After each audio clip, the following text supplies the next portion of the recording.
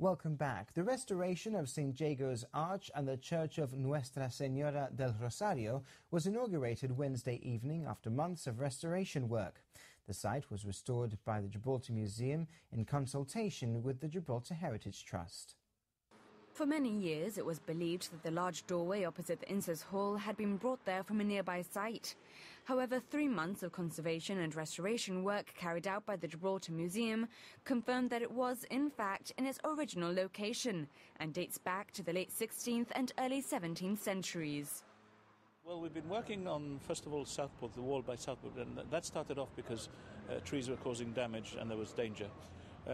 But we took the opportunity to extend it to the arch, which has been traditionally known as St. Jago's Arch, which needed restoration desperately. We've been asking for it for a number of years now, and I'm glad the government approved the works. Very grateful for that.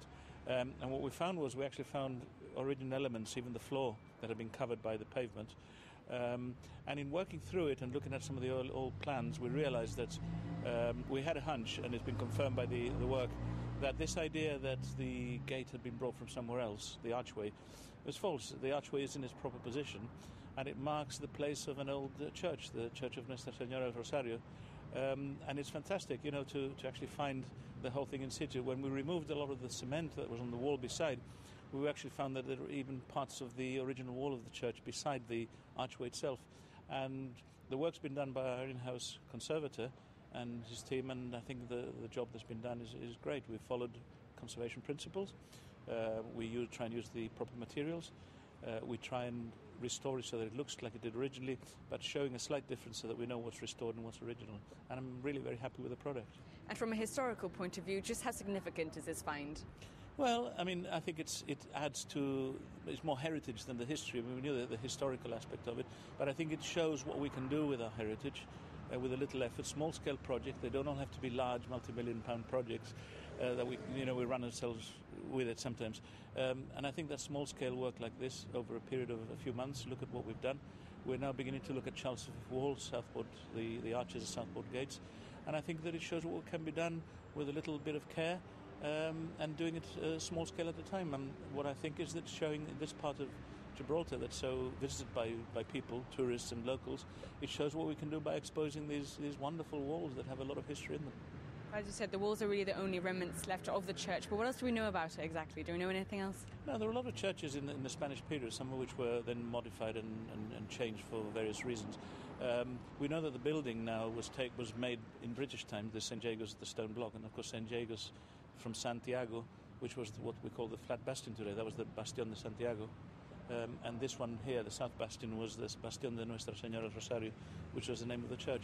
So I think what it says, it shows how the different buildings have been adapted in different periods. Maybe the bits of the church were crumbling down and it was better to reconstruct it and have this building. But what it shows is the evolution in some way. You've got the church which was a part of the original building, and now this lovely stone block as well, which is part of its continuing history. At the official inauguration this evening, Minister for Heritage, Stephen Linares, said the government is very committed to being active in terms of local heritage, and the restoration of the arch reflects just this.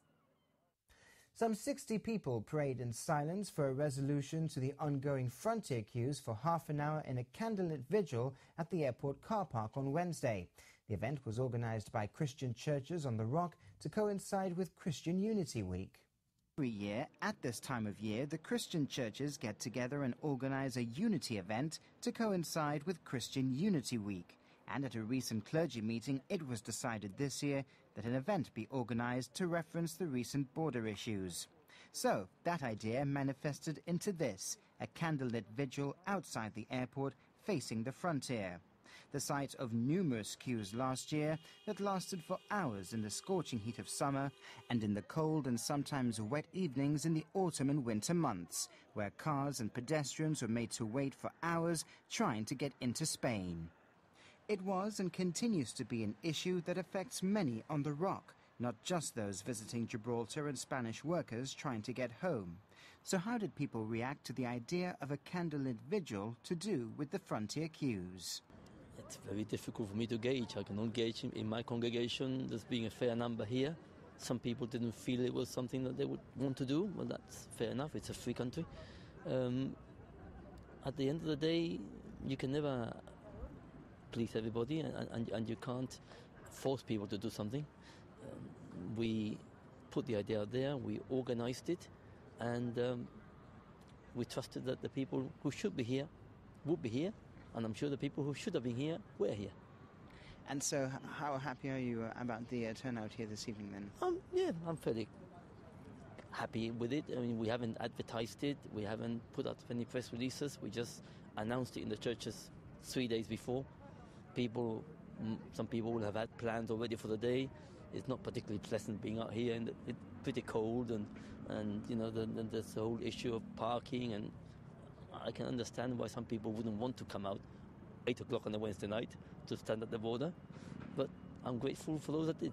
Some 60 people attended and stood in silence for half an hour between 8 and 8:30, praying for a resolution perhaps, and hoping that 2014 does not see a repeat of tensions across the border and prolonged queues. Those attending included the Bishop of Gibraltar, Ralph Heskett, and Monsignor Charlie Asopardi. Time will tell if these prayers will be answered. Boys and girls interested in joining the Gibraltar Army Cadet Unit were invited to an open evening this week at the Bufadero Training Centre. The unit provided information for parents and their children about what it means to be an Army Cadet. The cadets are recruiting for their 5th intake since the unit was established in 2009. Today, young people aged between 12 and 17 were encouraged to come along and find out about the equipment they'd use and the training they'd receive as cadets. They have to do a training phase, which is about 6 months, in which time they will not have a uniform. And after they finish the basic training and obviously succeed, they will then have what we call the enrollment ceremony, and they will wear the uniform for the first time. And then from there they progress with the syllabus that we have, which is 6 levels of it. What we do up here is mainly, not mainly, but most of it is military lessons. We do get involved in any other lessons, like interest periods, we do sports, then we get involved with socials, right? We do a lot of community work, so we try and help out anybody who needs help in the community. And we have a UK camp once a year at least. This would be the 5th intake for the Gibraltar Army Cadets. Do you find there's a lot of interest in signing up? Yes, this is the 5th intake. Yes, the interest is quite good. Last intake wasn't as good as we hoped, so I think this one is going to be better than that. The fact that we've had a year and 3 months since the last intake. But yes, the interest as far I've had so far is very, very good. And we have said in the press that whoever hasn't filled in a form can still come up tonight. And I've had 2 calls today by somebody who's coming up with their children. And what's the next step after the cadets sign up? As I said, today is the presentation. We're not going to close it there, right? I've done this other years. When they find out that this has happened and the word goes round, there'll be other interest. So what we intend to do is that for a couple of weeks, we'll allow others to still come and want to join. Once we've had the 2 or 3 weeks, then we start the training with them, the basic training, and progress from there. Do you find that many who become cadets go on to choose a career in the regiment?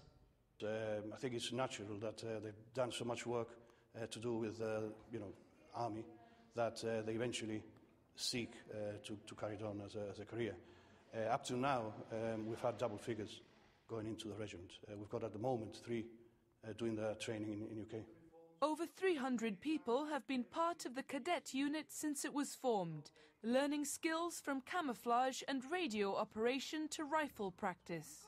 If you're interested in signing up, you can contact the cadet unit to find out more. The Ministry of Culture is now inviting girls to sign up for Miss Gibraltar 2014. The show will be produced by Stage 1 and held at the Queen's Cinema on the 7th of June. Recruitment begins as from this coming Monday. Contestant number 1, Marua Karbuz. This could be you in June. Recruitment for contestants for the Miss Gibraltar 2014 pageant get underway as from next Monday. Who will take home the crown this year to represent Gibraltar at home and abroad? So we've just finished recruiting the successful applicant for producing the show, and it's a joint application between Stage 1 and Santos Productions. They will be alternating producing it. So 2014 will be Stage 1 and 2015 Santos Productions, and from then on up to 2017. We now start also the process to recruit contestants for the pageant. The pageant will be held on the 7th of June. And of course the whole Miss Gibraltar experience has evolved over the years, not only the staging of the show itself, but the girls getting involved in charitable causes with the Beauty with a Purpose programme. That's right, Michael. What we're doing is we've got a contract with Miss World, and our deadline to produce the national competition is on the 30th of June, so that's why we're bringing it to the 7th of June this year.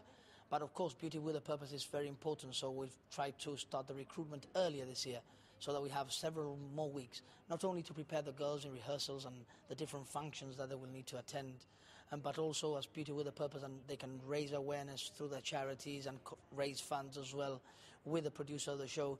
And that's why we're calling people to come on board early, and the closing date will be the 7th of February. And the setting this year, the Queen's Cinema, which hasn't seen a Miss Gibraltar in many, many years. Last year it was announced that Gibraltar was to have a new national theatre on this very site, which the government agreed to buy for £2.5 million.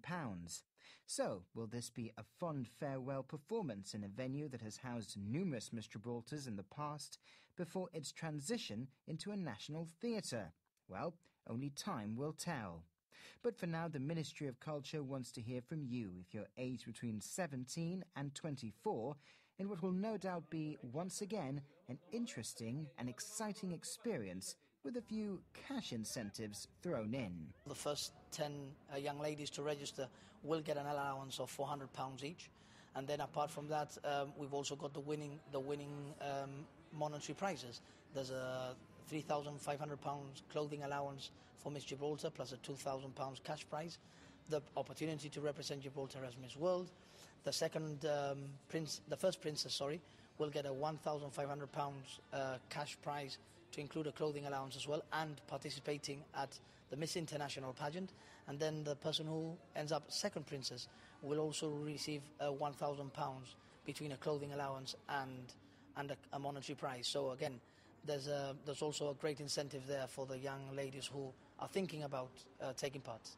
Entry forms are available from the Gibraltar Culture and Heritage Agency at 310 Main Street during normal office hours.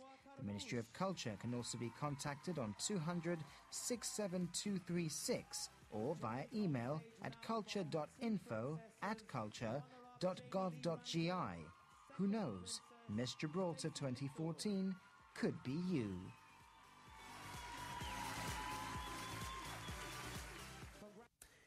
Also this week, there was a 2-day course on sustainable construction. Master Services Limited held a demonstration showcasing some environmentally friendly cleaning machines, and celebrations to mark 100 years of the establishment of the Brownie section of Girl Guides got underway. For the rest of this week's news, you can head over to our website, gbc.gi/news.